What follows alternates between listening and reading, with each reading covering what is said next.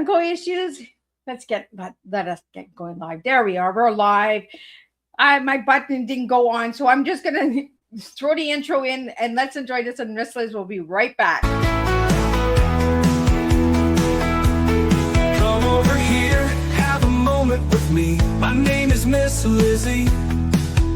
I don't ever smoke the dizzy, but we can always share some ditties. It's just a cup in time. This song doesn't have to rhyme. Life's all of us, not every moment we can be feeling fine.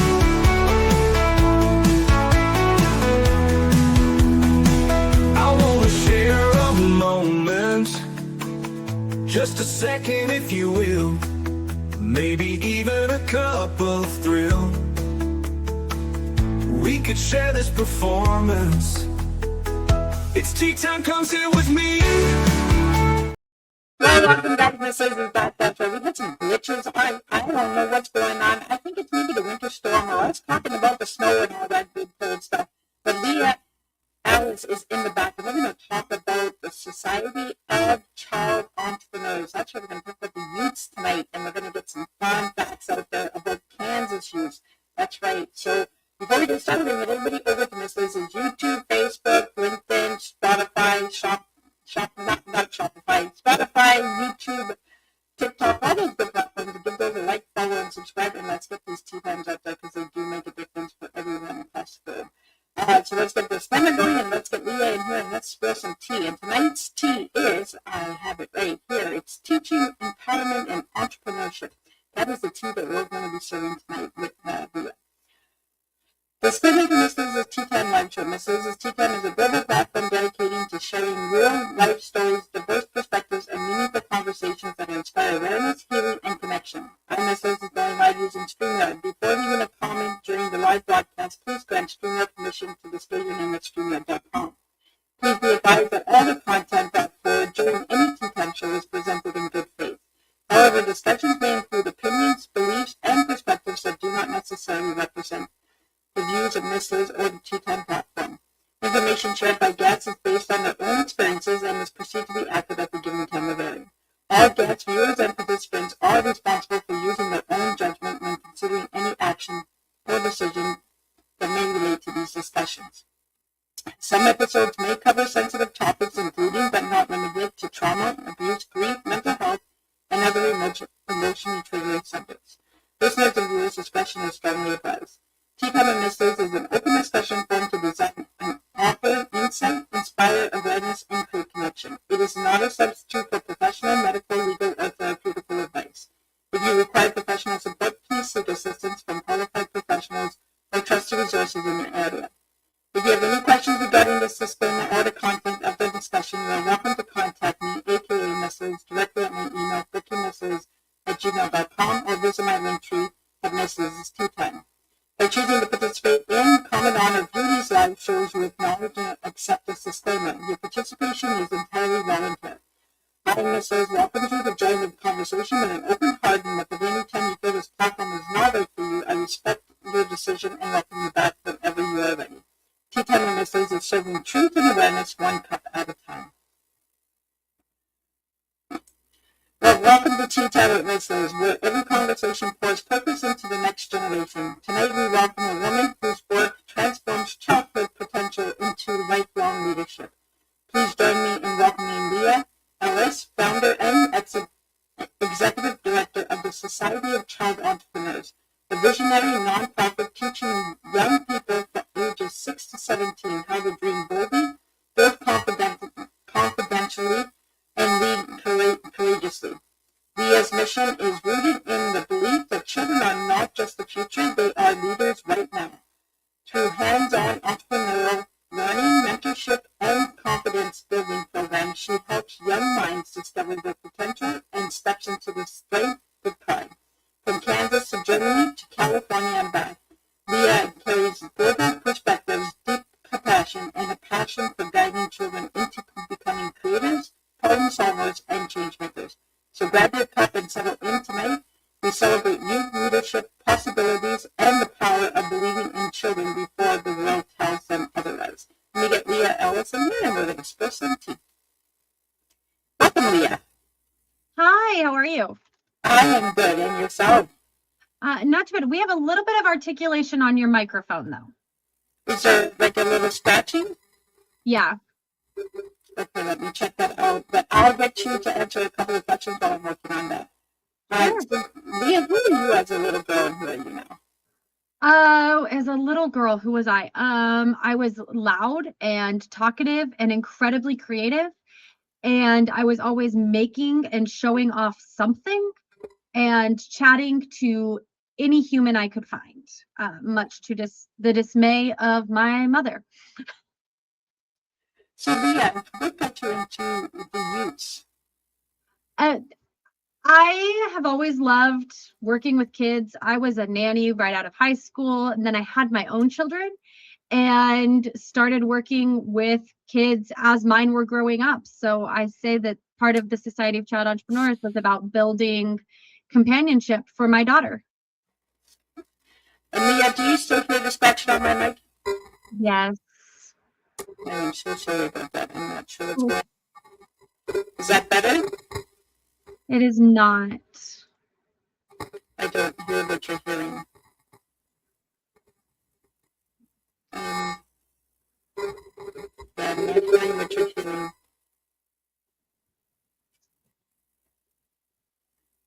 Let me see. I am checking the settings. Everything is good over here on my end. My catching. It's nice and clear on my end. Okay. Well, I can still hear you just fine. Okay.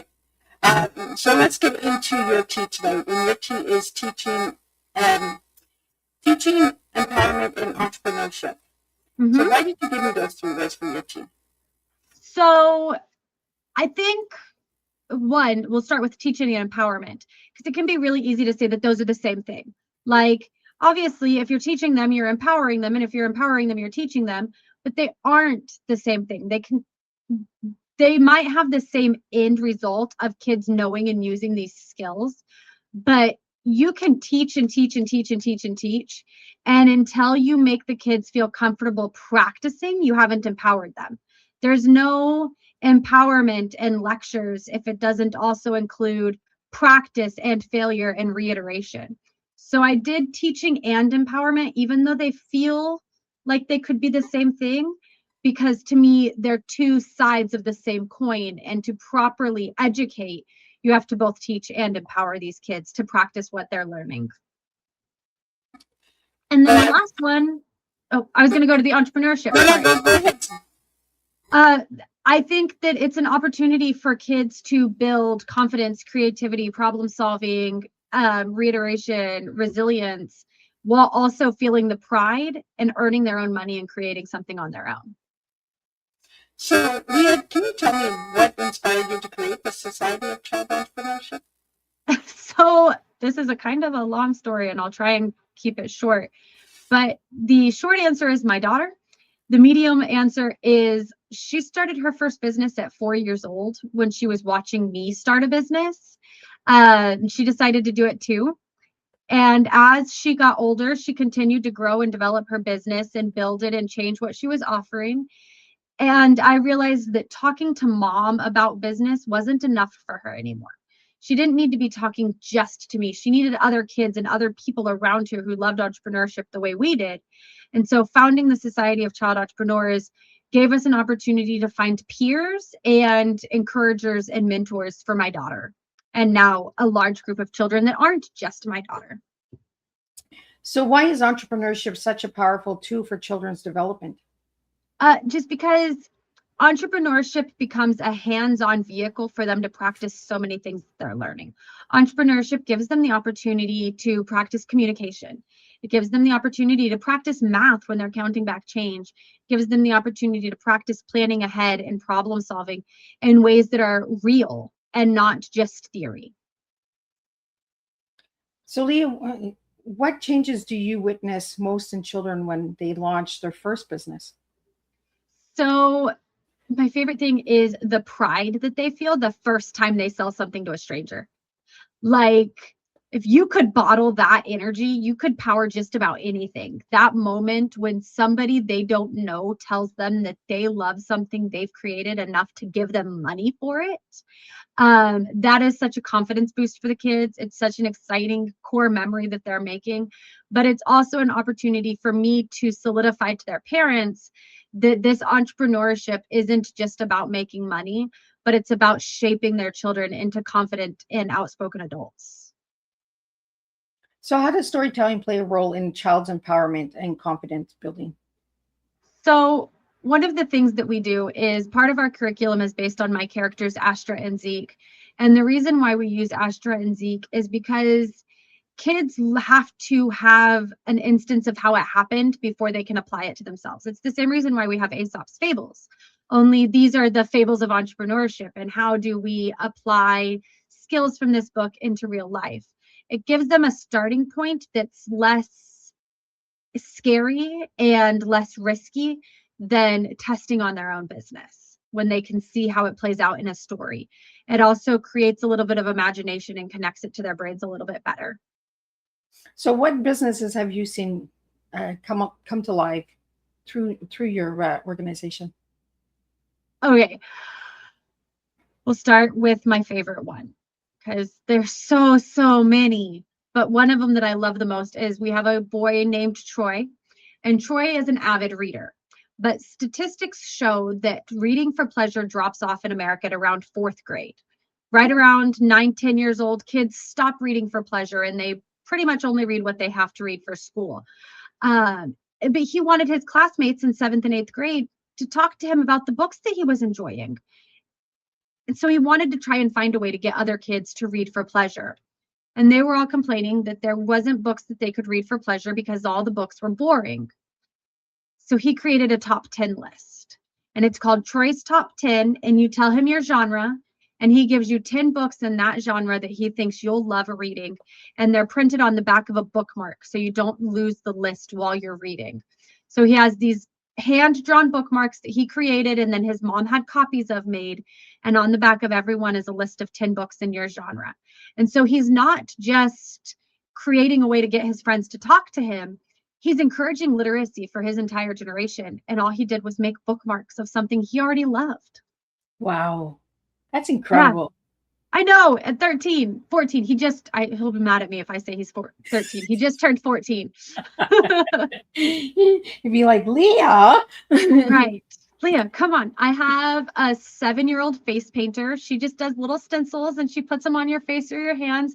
She's so cute because it's an opportunity for her to practice talking to people, because while she's doodling on their body, she's talking about the things that interest them and what interests her, why they picked that design. So it's a really great way for her to learn to build rapport with strangers. Like I said, I have a girl who sells pins. My daughter does graphic design and purse charms. We have a crocheter. We have several kids who do baking. Wow. And it's so nice to hear that these kids are going above and beyond and starting business at such a young age. I've said it all the time. You don't have to wait till you're done high school to become, a business person. You can be a business person at 1, 2. You come up with something and you just create. Right. The word entrepreneur, what does that mean to you, Leah? So we actually, in one of our books, we define entrepreneur. And an entrepreneur is a person who creates a good or service to solve problems and make the world a better place for other people. Like, as an entrepreneur, my job isn't just to make money. My job is to make the world a better place and solve problems for other people. I think it's really cool what you're doing with these kids. So why that age group, 6 to 17? I tell parents the youngest I can go is if they can add and subtract within 20. And that's usually around 1st grade. And that's so that they can count back change. When somebody gives them a $20 bill, they can give them their change. So I start as young as I can, because studies have shown that 80 to 90% of our subconscious beliefs are formed by the time we're 7. So the more I can get them to learn before they hit that 7, 8, 9-year-old age range, the more it becomes second nature and becomes ingrained in their brains that they're confident, problem-solving, resilient little people. And then I go all the way up to 17, because I never want to look at a teenager and say, oh, well, you're too old to learn entrepreneurship. Go talk to the grown-up programs. As long as they are still under the age of 18, I will pull them in and I will help them. And as soon as they turn 18, I know the resources that I can send them to help them grow those adult businesses. I think it's really cool what you're doing, Leah. I think we need Thank you. more of it. So do you work with just the children in Kansas, or do you work like globally? Like how many, where do you work? Right now, just for now, we're just in Kansas, but our first book is available worldwide, and it will continue the series to be available as new books are published everywhere. But I'm writing a curriculum, and the curriculum will be available for any English speaking person to buy the curriculum, read it, and teach it wherever they are. And that means homeschool families, moms who want to do it as an after school activities, clubs, and eventually satellite locations of the Society of Child Entrepreneurs will be able to teach this program anywhere, because these aren't skills that only kids in Kansas need. These are skills that kids worldwide need and want. And I'm just creating a vehicle to spread it out for them. You mentioned a book. I want to try and bring that book up so we can talk about that book. So I'm just going to get you to share a little bit about the membership while I look for that book. So I will grab the Amazon link for you while I talk about our membership program. So our membership program is $75 a year for local kids. And with that program, they have the opportunity 2 times a year to set up their merchandise and actually sell it to the public. But they also get the opportunity to come to 5 of our specialty workshops per year and 12 monthly member meetings where we really do what I call a Sochi circle, which is like a Socratic circle, only focused specifically on child entrepreneurship. And so we do a business mastermind where I provide about 15 minutes of education on whatever our topic is for the month. And then the kids get an hour and a half to discuss that problem, how they would solve it, how they see it, how it applies to their businesses, and really develop their own critical thinking around the concept that I introduced. Well, I found the book. Thank you for the link. I got it. So we're going to bring that book up so you can share a little bit about this book and how it came together. And for the audio listeners, Leah, if you could just share what's on the cover.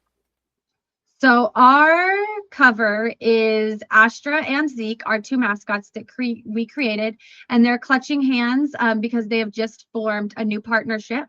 And the book is called From Sparks to Stars, the story of Astra and Zeke. And that is because Astra and Zeke are 2 kids who are very different, but they meet at a children's business fair and discover that they really complement each other very well and love business. So they start a partnership organization called From Sparks to Stars, Business Solutions for Bold Kids. And they are business coaches that teach entrepreneurship lessons to other children. I think it's really cool what you're doing with these young kids. Like, we need more of this. We need this in Canada. Like, you need to come to Canada with this. I'm working on it, man. I'm working on it. I'm getting as big as I can and sharing it with as many kids as I can, because I just want our entire global culture will be better sustained if we have children who are confident and resilient problem solvers. Absolutely. We have a question that came in, and it says, what barriers do children face when expressing their ideals, and how do you help them break through? The biggest barrier I think that kids get is parents telling them not yet, or schools telling them not yet, or society telling them not yet, because they say, oh, you're not old enough to know about X, Y, and Z yet, so you can't be an entrepreneur yet. And I combat that regularly by simply saying, what if we let them try? Like, what's the best that can happen? And let's go do it. The other big thing that we have, especially here in Kansas, is some of the legislation around being allowed to start businesses. And so I actually am advocating to change our legislation for our kids. So those are the 2 biggest things in what I'm doing about it. Yeah, because I found this Sochi law.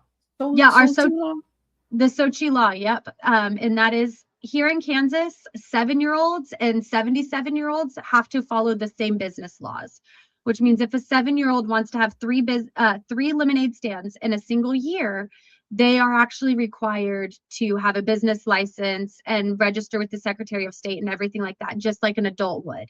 And so the proposal that I have created is that children under the age of 17 be allowed 6 opportunities to sell per year through 6 different channels and earn up to $6,000 without having to register with the Secretary of State. And with it, it also includes protections so that we don't turn it into a child labor practice by preventing parents from taking more than 25% of their income for administrative costs and requiring 15% of the children's earnings to be put into a locked trust for when they come of age. So is that the max that children can make in that age range? So it would say that the maximum they can make in not have to register their business would be $6,000 a year. And I do that because federally, our income taxes, we're required to pay federal income taxes in the United States if we earn over $6,000 a year. So if the kids earn less than $6,000, then they are not taxed at the same rate as an adult would be taxed, and they would only have to pay their sales tax.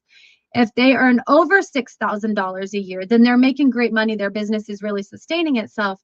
Then at that point, they would need to register an LLC so that it's a sustainable business, and they would follow those grown-up rules. Wow. They really make it hard for the little ones, eh? Well, I think when they created the law, it wasn't necessarily, they weren't thinking about how it would impact kids. They were thinking about the fact that, like, we want grown-ups to have to follow these rules, and we don't want grown-ups exploiting their kids by saying the business is owned by their children so they don't have to follow the rules. So creating the Sochi law that protects the children and removes some of those regulations so they have more freedom is kind of a two sides of making sure the kids are protected and given freedom. So if people wanted to learn more about that law, they could check out your website, correct? Yeah, there it is, one of the links on our Facebook page and on our website. Do you want to just share your website? We're going to share it in the middle, and we're going to share it at the end. Yep. So our website is societyofchildentrepreneurs.org. If you don't want to have to spell entrepreneurs, you can also just use SOCEICT.org, and it will automatically forward you to the correct website. Oh, well, that's pretty cool. Well, I found some other things when I did my homework on it. You have a merch shop. What do you have in the merch shop? So it's a print-on-demand shop, and it's twofold. It has 2 amazing things. One, it has several designs that I've created that are like Ignite, Empower, Lead, which is one of our taglines. And you can have it put on t-shirts, sweaters. You can have it put on teddy bear t-shirts, and you can get a stuffed animal that says Ignite, Empower, Lead. They're super cute. But also, if you go to our merch shop, it has a t-shirt designer. You can use that t-shirt designer and create anything you want, whatever designs you've ever wanted on a t-shirt. They will print that on demand and send it to you, but they will also make a donation to our nonprofit, to our organization, from what you've paid them to make that shirt. So it gives you the opportunity to create something custom while still supporting our organization. I think that's really cool. It's 2 for 1. Exactly. It's a donation and a new shirt. I like it. You know, a lot of more businesses should be doing that, you know, right? Especially businesses and nonprofits that work with children, you know, getting the donation and encouraging that support, right? Because when the kids are coming to us and saying, I have an idea, and the parents are saying, well, not yet, you know, talk to me in 10 years about that. How do you feel when you hear those stories, Leah? I'm not going to say I'm aggressive, but I am outspoken. And so I tend to challenge the parents back with, but why? What if we tried? I probably get on some parents' bad sides when their kids are like, I want to do XYZ. And the parents are like, no, we don't need that on our plate. And I'm like, but if it's their business, it's not really adding anything onto your plate. And also selfishly, as a mom, if I let my daughter start a business and then she is driving me insane because she wants to chat. And then I tell her, hey, have you thought about doing XYZ in your business? Why don't you go test that out? Now she's entertained and she's leaving me alone. So it's a win-win. She's learning and I've gotten 5 minutes of quiet. Because that's the parents' biggest complaint is always like, but what is my time commitment going to be for my kid to start a business? And honestly, up front for the first month, there's going to be teaching systems and teaching them how to understanding how they're making a product. But after that, the point of a child-owned business is that they run it. It shouldn't add time commitment to the parents. So Leah, do you provide like workshops and programs and stuff like that to get the kids into X, Y, and Z? We do. So we have 20 standalone workshops that we teach throughout the year.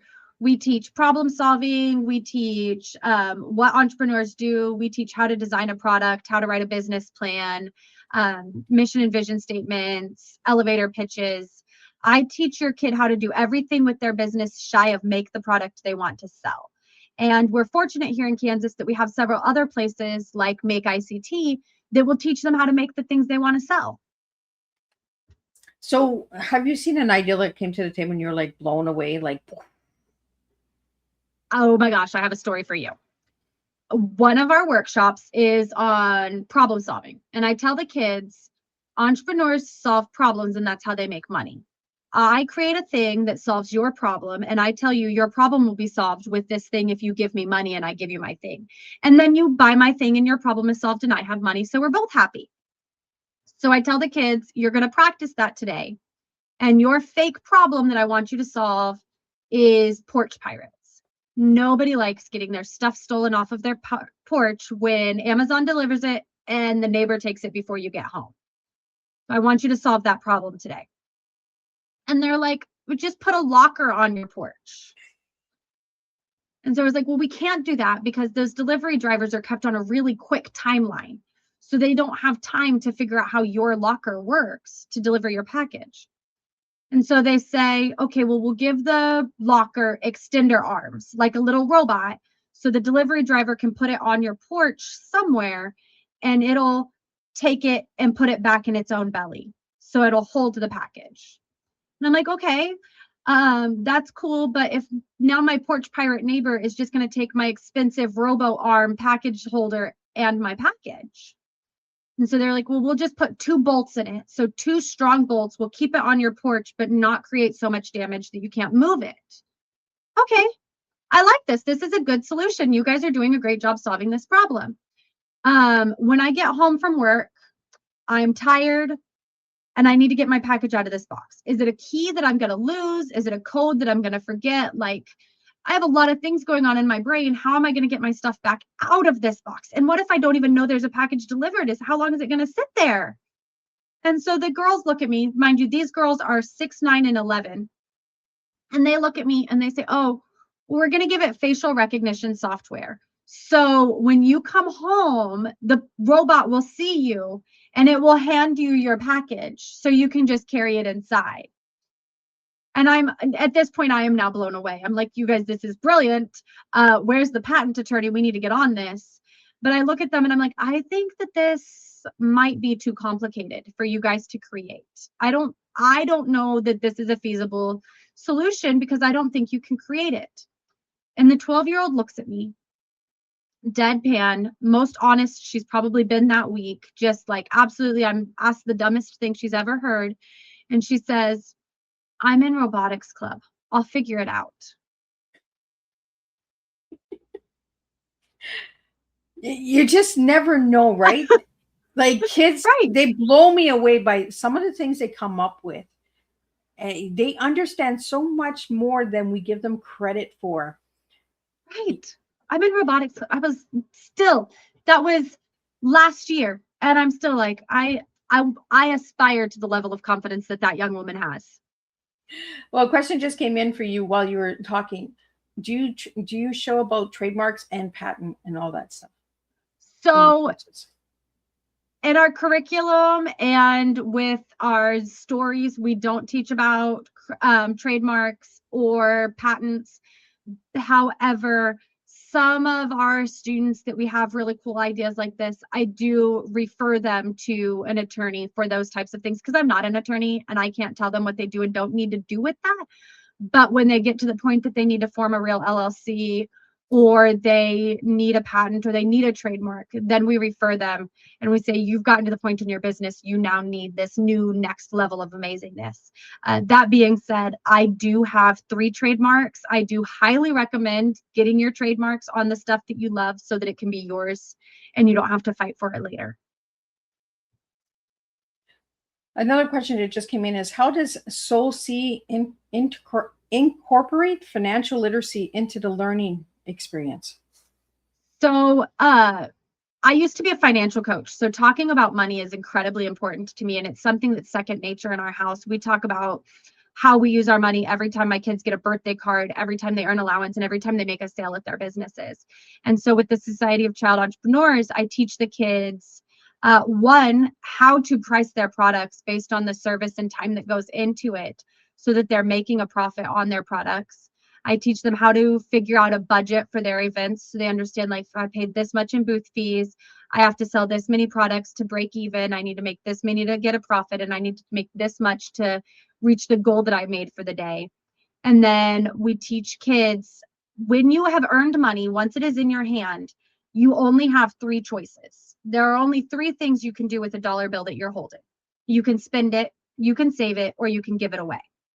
And so as we get older, we start giving those things new names, like charitable contributions and investments and spending and budgets and all of that stuff. But at the end of the day, a budget is a written plan for what you want to do with your money. And the only 3 things that you can do with your money are spend it, save it, or give it away. Now in Kansas, do they teach any of this in school, or is this not offered in schools? We're getting there. We do have now financial literacy requirements. Okay. They're still very new. So we use what used to be Jumpstart standards, and they're developing. And all we can do nationwide is just hope that we get better and stronger financial literacy education, because it does make a difference to long-term life success. And Leah, what age do you think children should learn about financial? So I think that you should start talking to your kids about earning money and spending and saving and giving money. I would say probably 3 or 4 years old. As soon as they're big enough not to eat the quarter when you give it to them, you should be talking to them about how, when you put away all your toys, I give you a quarter. And when you put away your brother's toys, I give you a quarter. And when you have 4 quarters, you can buy a pack of gum. Or you can use your quarters so that you can save it until you have 20 quarters and you want to buy a doll. These are all things that you can start teaching your kids, honestly, as soon as they are able to talk clearly. And then you just become more structured in how you teach the older they get. But the introduction to tasks earn money, and money is used to buy the things you want. There's no such thing as too little for that. I think 3 and 4 is a good age, because that's when the piggy banks usually come from grandma and grandpa. Right, exactly. Start letting them do those little things. I mean, my grandma sends a check for my kids on their birthday, starting when they're on their first birthday. So do you talk about saving bonds and anything like that during your programs? I don't teach specific investments. A weird legal thing for me, I used to be a licensed insurance agent, and I was financial coach. So I have to be very careful on the lines that I cross because of SEC and FINRA. I don't want to have them perceive that I am in some way breaking law or making investment advice that I can't legally make. So it's another one of those things where I teach the concepts of what is a mutual fund, what is a savings bond, what is a check, how do they work? And then for specific recommendations on how you should invest your money, I send them to the people who are licensed so that I don't get in trouble with the SEC and end up in a white collar prison somewhere. So that doesn't sound fun at all. Well, you know, some people, they just don't look at the rules and the laws, right? They just, I'm going to do what I want to do. So I'm really glad that you're putting it out there, that, you know, you follow the laws and all that. Yes. And the concepts, just getting concepts out, just planting seeds makes the difference. Right. Well, and the fact that I provide the education as education that is factually based. I'm not teaching with my own ulterior motives. I'm not teaching with my own attempt at getting commission. I'm literally teaching the dictionary definition of what is this thing and how does it work, so that you're confident having a conversation with the people who are trying to make commission and saying, like, no, I don't want to do it this way. I want to do it this way. And this is why I want to do it this way. And so you're, even as an adult, more empowered to have those conversations. And Leah, the Society of Child Entrepreneur, is that a 7-day open organization, or is it closed on the weekends? Is there a time that you're open and closed? It depends on the week. So when we do our children's business fairs, they're always on a Saturday. So I'm or Sunday. So I'm always open Saturdays and Sundays those weeks because I'm teaching. And so far as when I'm in my office, I'm usually in my office 7:30 a.m. to 4 o'clock Monday through Friday. But I am a millennial with terrible boundaries. So my email is on my phone and I almost always answer it. Let's talk about those children's business fairs, because I was really like, oh, that's interesting. They're Tell so us much about fun. tell us about it. So Children's Business Fair is that big showcase that I was telling you about where the kids actually get to sell stuff to the community. So kids come to our website and they apply to participate in a children's business fair. When they apply, they have to tell me what they're selling, how much it costs to make, how much they're selling it for, how they're paying back any business loans that they may have taken out. And then there's a disclaimer that they have to acknowledge and their parents have to acknowledge that it is products and services made and created by the child, not the parent, and that the business is run by the child. Parents are allowed to assist with setup, but they are not allowed in the booth while the child is selling. So usually our events run from 2 to 5, and at 1:55, I make an announcement that all the adults have to leave the booths. The adults leave the booths, except for children under the age of 7. They're allowed to have an adult sit nearby to help them count back change, but they are not allowed to make sales or talk to the customers. And that is because this empowers the children to not wait for mom and dad to take the initiative, but to take the initiative on their business on their own. So then we've got 10 to 15 kids standing behind their tables, just like a farmer's market or a craft fair. And the public gets to come in, shop, ask questions. It's a live event with real people, so we never know what might happen, who might come in, how the kids are going to adapt to it. And then with that, we also bring in other entrepreneurs as judges. And the judges interview every child entrepreneur. And at the end, based in their different age categories, we award best presentation, who's done the best job explaining their business and talking to the judges and setting up their table. Most creative business, what are they selling that we never in a million years would have thought somebody would be selling, and now they're here and they're making money doing it. And then most best business potential, which one of these is a business that they're running at 7 that they could also run at 17, 27, and 57, because it is a business that can just really keep going. And so the judges rank them in each of their categories. And then we give away a cash prize, usually of about $20 for each kid who wins that award. So it's a nice little bonus on top of their day of sales. So how many times do you do that a year? We do 4 official children's business fairs per year. And then we also participate in some other events, like where you do a Renaissance Festival. We do our City's Fall Festival, where we squeeze in a couple of opportunities that are just for our members. That is incredible, bringing all these kids. So when you do these events, do you get good feedback from the parents and people who attend? And yeah, the parents actually, after the event, they're sent a review form and I get rated, which, is always the most fun when you get an email. It's like, you have a new rating, and you're like, oh, yay, I've been judged today. And the parents do really like being able to see their kids grow outside of their box and see their kids selling and talking to strangers. It's always, the feedback from the parents is always so fun to read, because they're like, I never knew my kid could do this. And I just watched my kid do it, and I'm so proud of them. Our community at large, when they come out, I always have people stopping me and they're like, this is so cool. Like, we never would have expected this, and we love it. And then from the kids, the feedback is always how fun it was and how excited they are that they made money. Even on the slow days, the kids have a good time getting to connect with other child business owners. And you see friendships being made through the different businesses? Yes. And in fact, one of my daughters, she changed schools, and the first friend she made at her new school was because she's also a member of the Society of Child Entrepreneurs. And so they were able to click right away. Now they get to see each other at school, and they see each other at Sochi meetings. And we've also seen it the other way, where kids are members and they love it so much, they bring their friends to join them too, because they're like, you have to be a part of this also. Oh, that's really cool. What age group surprises you the most with creativity or leadership abilities? I think probably the 8 to 10-year-olds, because they're big kids. They're not quite preteens. They're not teenagers. They're not little kids anymore, Like we always sell them short because we're still thinking of them as our babies. And then they get up and they stand in front of a room and they blow you away. And you're like, oh my goodness, that's not a little baby anymore.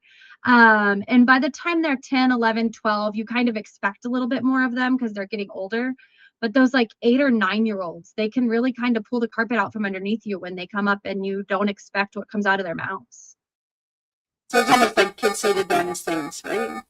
Right, but it's like kids say the most brilliant things. And then you're like, whoa. Yeah, but you sent me some statements here, and it says children are leaders. I want my listeners out there to understand that children are future leaders, right? We really got to start putting them in the leader's seat. Yeah, it's actually, so I'm writing a TEDx talk. And in my TEDx talk, the title is Dear Parents and Teachers, Children Are Not the Future.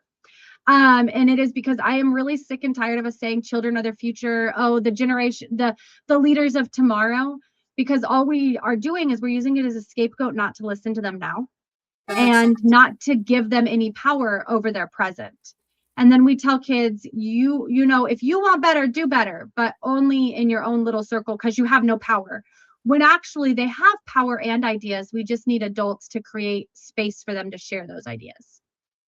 I like that you said that, you know, and you caught me too, because I say it all the time, children are the future, you know, but they are, right now in the present moment, they are leaders. Yeah. Well, and it started out with such positive meaning. Children are our future, therefore we should pour into them. But then it has become children are our future, therefore they should wait their turn. And I don't want them to wait their turn. I want them to start now and only get bigger and better as they get older. Yeah, me too. I don't want them to wait. Right. I want my granddaughter to say, you know what, Nanny, I want to start a business right now. And I'm going to be, what do we need to do? What do you want to try? You know, how do I do it? Encourage them, you know, instead of defeat them before they even start. Right. Well, and the other thing is then once a granddaughter comes to you and she says, I have this idea. And you say, not yet, you're too little. And then 3 years later, she comes to you and she says, I have this idea. And you say, not yet, you're too little. And then she comes to you 3 years later and she has, I have this idea. And you're not yet, you're too little. And then she turns 25 and you say, why don't you ever have any good ideas? And she's like, well, you beat them all out of me my whole childhood. You dismissed me for years. Now I don't care to share my ideas. And that's what we're doing. It is we're numbing them off. So then when they get to 25, they're like, yeah. For many years, you guys kept telling me, not now, not now. So wait till I'm 50, wait till I'm 60 then. Right. No, we're apathetic and we have no confidence because we haven't been given any opportunity to try anything. Absolutely. I'm really glad that you came to Tea Time because all of my listeners out there, I have a lot of baby boomers out there who are set in their old ways. Children will be children, adults will be adults, you know, where the generation has changed. Times have changed. The leaders are younger and coming forward and saying, you know what, let me talk, let me share, let me bring something to the table. What did your international living experiences shape your approach to the youth empowerment? Like, how did staying in different countries and stuff like that teach you about different youths in different communities? So I lived in Germany for 3 years when I was in high school. And I think the biggest thing that I learned was, as a human, is that not everything has to be seen through my lens. There are other perspectives, there are other ideas, there are other cultural things. I am a very much like hustle, workaholic, probably need to take a few more days off per year kind of person. And living in Germany where they shut down shops for their lunch hour and their afternoon nap, and they were closed on Sundays, is a really good reminder that human beings need to slow down. And so I think that's something that we need to remember to apply more often, especially, like I said, in that small town that I lived in Germany, where, I mean, I couldn't even go get a donut at noon because the donut shop was shut down for lunch. I like that they do that. I think we should do that in Canada too. You know, I think we should do it everywhere. Right? Everywhere around the world. Which take time to recharge ourselves and rest. I know when I was younger, there was no businesses open on Sundays. Sunday was family day. It was rest day. And now the family, I find that family and children are not connecting as much because they have no time to connect. They're just go, go, go, go, go. Everybody's all over the place. So how do you work with parents and children in the Society of Child Entrepreneurs to bring those children and parents together? So I think one of the best ways that I get to bring the parents and children together is because I get to help the children inspire their parents. It's so easy for us to say as parents, we want to inspire and push our children. But when we get to flip the script a little bit and I get to help the children inspire their parents to try something new or go do something new or trust them a little bit more, building that intergenerational trust then creates a stronger relationship for them because mom knows kiddo can run a booth for 3 hours by themselves. They have a little bit of ownership in their belongings and in their behavior. And therefore, there's a little bit less conflict because there's more trust. Well, Leah, I'm going to pop your book back up because somebody just asked a question about the book, so I'm going to get that back. And the question is, what message does your book, Sparks to Stars, offer to children and families? I think the best message in this book is that you can be a partner with somebody who's not like you. Astra and Zeke are absolute polar opposites. And they're brilliant and they love each other. They're best friends. They start a whole business together. But I think in the book, what we teach them is one, children can be inspired to start businesses, and two, you can work with people who aren't your identical twin. I really want to check that book out for my granddaughter. Christmas time, I'm big on books. My grandkids know I read books for Christmas. We always did something you need, something to read, something you want, and something to wear. Oh, I like that. I want to get to how people can get involved in the Society of Child Entrepreneurs. Oh, the best way to get involved is follow our Facebook page. That's where I do the most posting and publishing and outreach. And that will tell you when new programs are available, when books are published, when we start. I'm hoping within the next few years to have satellite locations. So when we start looking for people to run satellite locations, those will be on our Facebook pages. And then anytime you have a question for me specifically, just an email to Leah at societyofchildentrepreneurs.org. Like I said, I'm a millennial with terrible boundaries, so I'll probably answer it quicker than I should.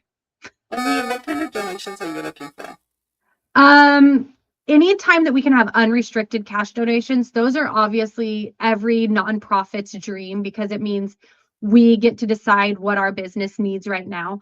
But so far as in-kind donations, anything that are supplies that we can share with the kids for them to create products that they want to sell, or copy paper and ink, because we go through a lot of paper and worksheets and flyers here. Those are things that we use the most of. And where do you see your organization going in the next 5 years? In the next 5 years, I would like to at least be nationwide, if not starting to creep into international territories, and have a full curriculum, our own podcast, and a robust membership program that people are doing in other locations. Tell me more about this robust. About our curriculum. So our curriculum is called Ignite, Empower, Lead. And it is a 36-week school curriculum that teachers within the next 2 years will be able to just buy our curriculum, and I'll ship it to them in a 3-inch binder, and they just open it up and start teaching, and then they get to teach entrepreneurship, leadership, and financial literacy right there in their classrooms. Oh, I really like that. That's interesting. I get to start our first pilot group in January. I'm very excited. Tell us a little bit about that. What's coming in January? So in January, I've partnered with a local school called the Learning Lab, and they're allowing me classroom space for an hour a week. So I actually get to go in with my binder full of curriculum and test the program and see how it works on kids who aren't already entrepreneurial. Because a lot of our members are kids who have already had some spark of entrepreneurship, and then their parents find me and they join us.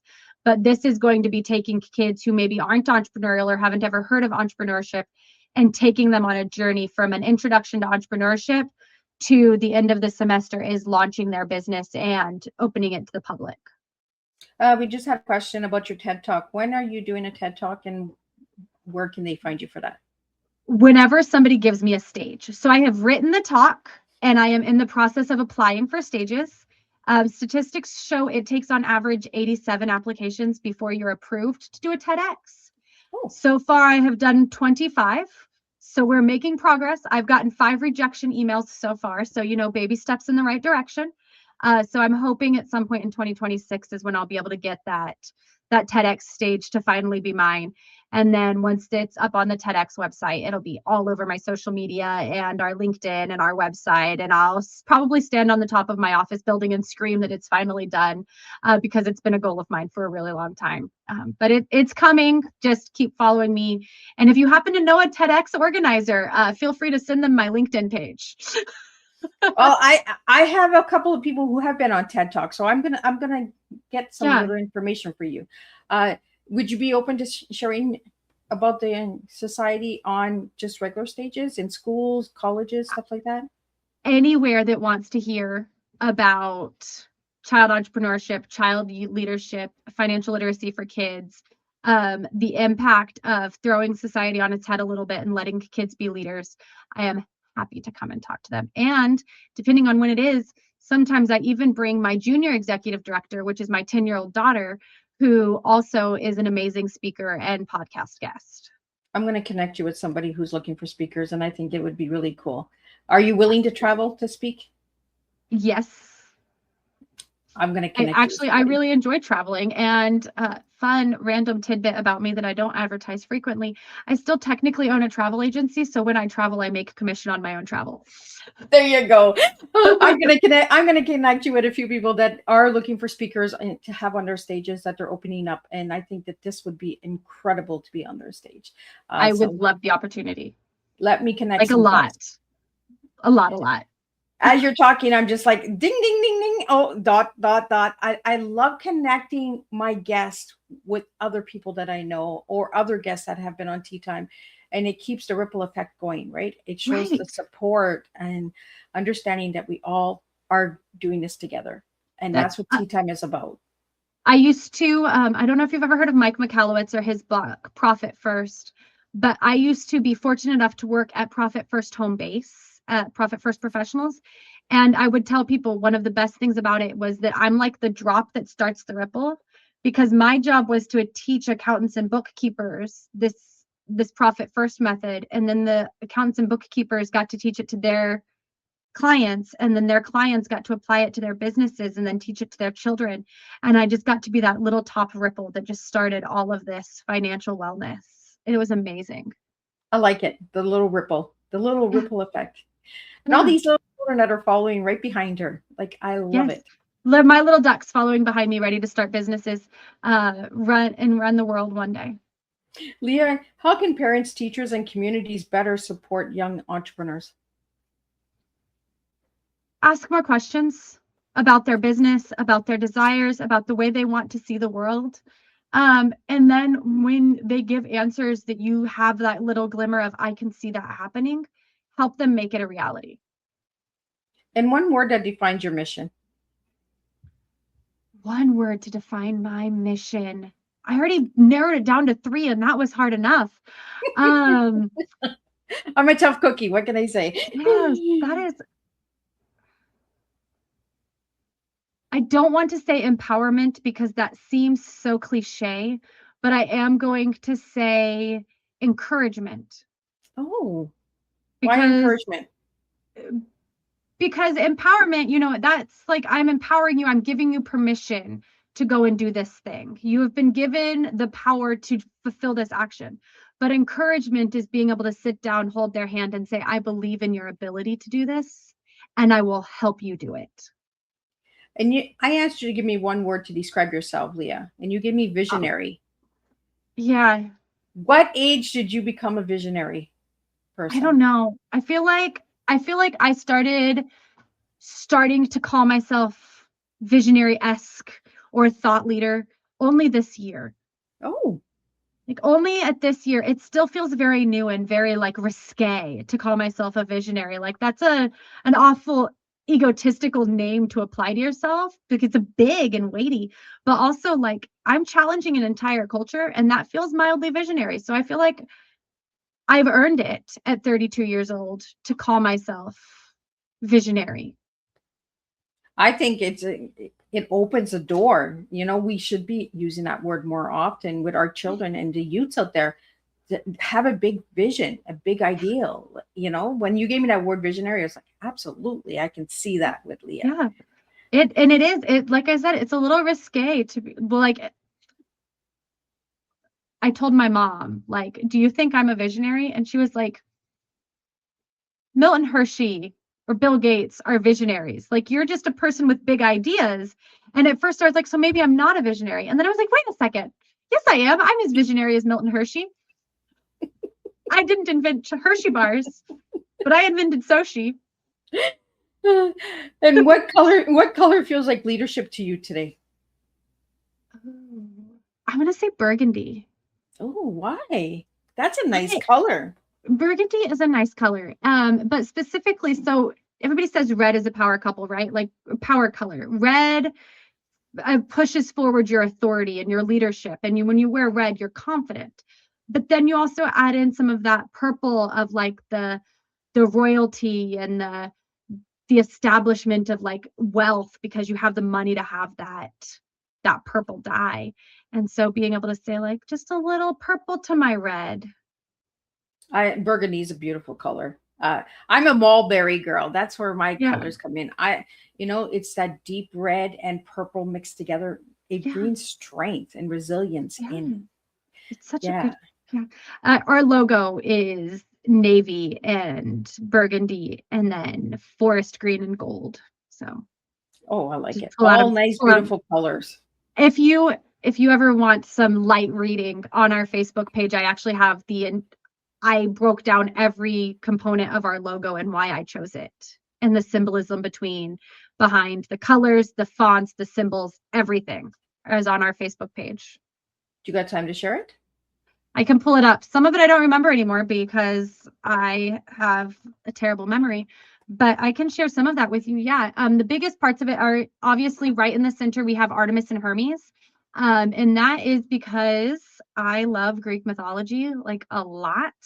And Artemis, everybody knows her as the maiden goddess of the moon, but she's also the protector of children. So we have to put her in there for the children part of our child entrepreneurs. And then Hermes, as the messenger god, in ancient times, merchants and sellers were also travelers and messengers because that's how they got their wares from one location to the other. So with Hermes, we're adding the protection of the merchants or the entrepreneurs. So with Hermes and Artemis together, we have protection for child entrepreneurs in one spot right there. So that's kind of my favorite. And then we have those golden halo around our logo. Is it one more over? And this golden halo we put is all about this like future forward thinking, but also this powerful symbol. It also mirrors growth and development and learning. The sun doesn't like just sit. We have to grow and develop with it, right? And clarity and splendor and warmth. And then we have this really like kid-like font that says the society of, and that's because we want people to remember that this is for children. We don't want to let go of our youthful aspect because we're still children. And then we have a really strong font underneath that. And that is just to remind them that they're child entrepreneurs. They're not students. They're not the kiddos. They're not mentees. They are child entrepreneurs. They are business owners. That is their professional title, child entrepreneur.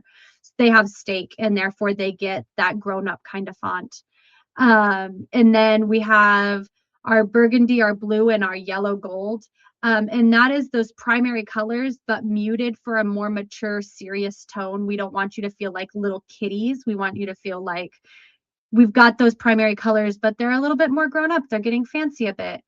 And then because we also teach financial literacy, we added in that green for money. I love it. And thanks for sharing that about the logo, because sometimes people don't understand logos, right? And they're like, well, what's the meaning behind this logo? Well, there was a lot that went into designing the first logo for the Society of Child Entrepreneurs. I wanted to make sure that it sent the message that we wanted it to send. And I feel like it's still inviting and it's still cozy, but it still also tells people like, take these kids seriously because they are amazing. And Leah, what's your final message for everybody out there? And if you could spell out your website for the audio listeners.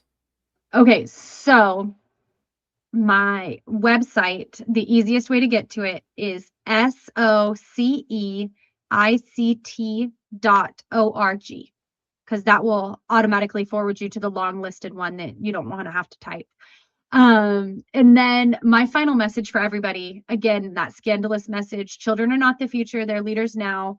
So ask more questions and give them more of your silence while you listen to their answers instead of telling them what you want them to say. Well, thank you so much for joining me. I'm just going to do a wrap up of what we did tonight, and I will see everybody tomorrow night for the next tea time. But what a bright and inspiring tea time. Leah, thank you for reminding us that children need more than guidance. They need space, trust, and opportunities to build something that belongs to them. You've shown us that leadership begins early when we nurture curiosity, encourage creativity, and pour confidence into every young voice. Tonight, we learned that entrepreneurship isn't just business. It's identity, resilience, vision, and courage. And through the Society of Child Entrepreneurs, you are shaping a generation that's known in worth and owns its power. To everyone watching, may you leave this tea time seeing the young people in your lives with fresh eyes. They are thinkers, builders, leaders. They are ready. All they need is someone to believe in them. Until we gather again, keep planting seeds of empowerment and serving change one cup at a time. And I'll see everybody tomorrow night, same time, same place, and we'll do this all over again.